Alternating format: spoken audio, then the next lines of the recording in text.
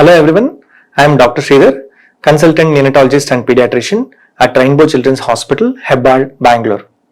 As you all know, every year we observe National Nutritional Week during the first week of September. In the next few minutes, I am going to address some of the burning questions that every parent face. So, one of the very important questions that we pediatricians frequently encounter from the parents is this. Which foods boost the immune system in children? Especially in the COVID and post-COVID era, especially now when the children are falling sick frequently, so every parent asks this question. So what are the foods that really improve the immune system of a child? So we should understand that there is no single magic food which increases the immunity in a child. So the idea is to give a whole balanced, comprehensive diet to a child, which should include macronutrients, in that the energy and adequate protein requirements the child has to get. And more importantly, some of the micronutrients such as vitamins and minerals should be given to the child. So when we talk about macronutrients, obviously carbohydrates should constitute about 25 to 30% of what the child eats. There should be a lot of protein. Growing children need good amount of proteins every day. So for example, non-vegetarians get protein food easily in the meat that they consume. Vegetarians, a good source of proteins are pulses and dals of all kind, especially after they sprout. This process of sprouting increases the protein content by 15 to 20%. So we can make use of this process and increase the protein intake. Egg is a very good source of protein, not just in terms of the quantity, but also the quality, in that it gets incorporated into the body very easily, assimilated very easily into the body. Then I always say 30% of what a child eats should be fruits and vegetables. Fruits and vegetables are an extremely good source of all kinds of vitamins and many minerals. For example, if you take all the fruits, any fruit for that matter, especially the citrus ones, they give very good amount of vitamin C. And we all know vitamin C is helpful not just in prevention of respiratory tract infections, but also in hastening recovery. So the same way, there are these pigmented fruits which give vitamin A, which is again good in preventing respiratory infections, urinary tract infections. And B complex vitamins are usually from the animal source. So, egg, for example, those vegetarians who also consume egg, it becomes a very good source of B complex vitamins. Dairy products are a good source of calcium. So the idea is to give a balanced diet to the child to increase the overall nutritional status, which in turn will improve the immunity of the child. Another tricky question that every pediatrician faces, and also a question which is very difficult to answer frankly, is this. How do you get my fussy eater to try new foods? So I would say first we should really understand if the child is a fussy eater or not. See, almost half of the times when a parent tells me that my child does not eat well at all, I examine the child to look for any nutritional deficiency signs and also plot the weight and height on the growth chart. So if the child is doing well growth wise, if there are no features of vitamin deficiencies, the child has developed well, then obviously whatever the child has been consuming is good. Of course, there is always scope for improvement, but then children don't eat what we want to eat, when we want to eat, how much ever we want to eat. They eat ultimately what is essential for their growth and development. So we really need to understand if the concern is genuine or it is just that the parent is anxious and they are unnecessarily putting pressure on the child. That's one very important thing that we should all look into. The second thing, obviously there are some children who are fussy and they don't eat a lot of things. So there's a structured way to solve this, and in most of the cases, yes, things improve a lot with these things. See, the process of conditioning should happen when the mother is pregnant. It's a very good window. It's scientifically proven that whatever flavors that the mothers eat gets transmitted to the womb into the amniotic fluid, and the fetus kind of develops a taste for it, and once the baby is born, the baby accepts these foods very easily. And the same thing is true in a breastfeeding mother also. So many of these flavors get passed through the breast milk. So if the mother tries a variety of foods, if the mother consumes all green leaves and vegetables, all fruits and a balanced diet, Obviously, the baby is better primed to accept different foods postnatally. And another important thing is first 6 months, there is no scope for giving any other foods, just exclusively breastfeed your child. Continue to breastfeed till 2 years and start giving solid foods from the age of 6 months. So when you start giving foods is the tricky time when many babies don't accept foods easily. So it is here that we have to handle in a nice way. We should never force feed the child. Feed the baby only when the baby is hungry. And when the baby is really not taking a food easily, then we should go slow. Probably withhold the food for a couple of days and reintroduce it again. Probably in a different form or different time of the day, in a different consistency, something like this. So when we keep trying this multiple times, 8 times, 10 times, slowly the child will start accepting that food. However, it is very important not to force feed the child, because when you start forcing, the children kind of develop an aversion to that kind of food, and this leads to food fads. But the same thing is true of older children also. You want them to try, let us say, a vegetable and the child is not eating it. Forcing the child to eat will only worsen the problem. So the best way to do it is, we should all sit together and eat thrice a day. There should be a specific eating time for the family. I understand it's difficult with the current time, so at least whenever possible this has to happen. And when we all sit together and start eating, let us say, that particular kind of vegetable, the child will start accepting it in a better way, rather than you reading a newspaper or watching a TV and trying to force feed the child something the child does not want. That will never happen.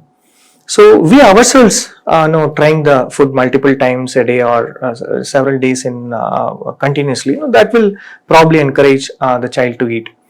And also there are some days when children do not like particular foods, so it is important not to force them during these days or weeks, and then you again slowly reintroduce the same food again. Another very important and common question that we all face: how do I increase calcium in my kids? So it's a very well known fact that children grow dramatically during their early years, and this growth period is very vital for the bone growth as well. So children continue to assimilate a lot of calcium in their bones, and this is very vital in preventing later bone problems that happen during adulthood and things like that. So it is important that we ensure adequate intake of calcium, phosphorus and vitamin D for bone health. So how do we make sure that the child gets enough of it? So the best way is breastfeeding. So a child who is breastfed for first 6 months, who had normal birth weight, does not need any supplement other than vitamin D. Breast milk itself gives good amount of calcium. 100 ml of breast milk has 35 milligrams of calcium, and these children easily consume 600 to 800 ml. So all the calcium needs for the first 6 months are taken care of by the mother's milk alone. However, during lactation, the mother's calcium intake, the calcium need is more, so the mothers may have to be supplemented with calcium tablets or syrups. Now after 6 months, it's important to continue breast milk till 2 years, and also start giving foods that contain calcium. For example, calcium rich foods. For example, all South Indian families start with ragi. Ragi is a good source of calcium. Similarly, dairy products are a good source of calcium, but however, we don't usually recommend dairy products in the between 6 to 12 months. Generally, after a year, they become a very important source of calcium.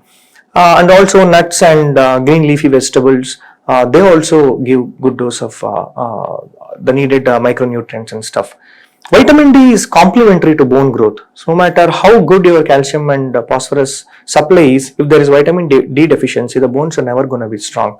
So till 1 year, the baby has to receive good amount of vitamin D, 400 units supplementation every day, starting from birth till the child completes 1 year of age. Adequate sun exposure is something that will be sufficient enough to maintain vitamin D status after 1 year of age. But for various reasons, particularly because of the style of living that we follow, which is predominantly indoors, on a case-to-case basis, some of these children may have to be supplemented with vitamin D. But in general, if a child is going out and playing under the sun for a couple of hours a day, at least 3 to 4 times a week, that child does not need vitamin D supplementation. Now, there are certain modifications for babies who are born premature or who are born low birth weight. Generally, when the weight is less than 1.8 to 2 kgs at birth, they don't have enough calcium reserves. So for the initial few months of life, these babies are supplemented with extra calcium in addition to the mother's milk that the babies receive. So other than this, a holistic nutrition, breastfeeding oriented feeding and adequate sunlight exposure are sufficient to maintain good nutritional demands for an adequate bone growth. So common questions that the parents have in their mind is how to improve the calcium intake for their child, because we all know children grow very well in the first few years and later, especially during puberty, and this period of growth is associated with exponential growth of their skeletal system, particularly the bones. So a lot of calcium deposition takes place, and unless the intake is sufficient, so this may lead to problems, especially later in life. So this process should start from the time of birth. For the first 6 months of life, all the babies need is just mother's milk. Mother's milk contains good amount of calcium. 100 ml contains approximately 35 milligrams of calcium and half of that, around 17 milligrams of phosphorus, and this is sufficient to meet the calcium and phosphorus requirements of the first 6 months in babies. However, vitamin D is something that may not be present in adequate amounts in mother's milk, and babies have to be supplemented with vitamin D starting from birth till 1 year of age.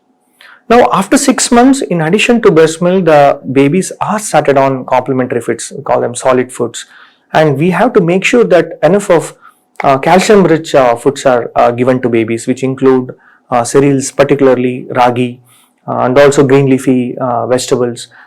So some pulses. So all these contain good amount of calcium, and by around 8 to 9 months, about 3 good meals a day, in addition to breast milk, and about 2 snacks a day.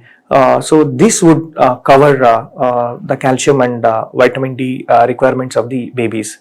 So from birth till 1 year, they'll need 400 units per day of vitamin D supplementation. However, for babies who are born low birth weight, who are less than 1.8 to 2 kgs at birth, they don't have enough calcium reserve. So the first few months of life, in addition to mother's milk, we may have to give additional calcium supplements.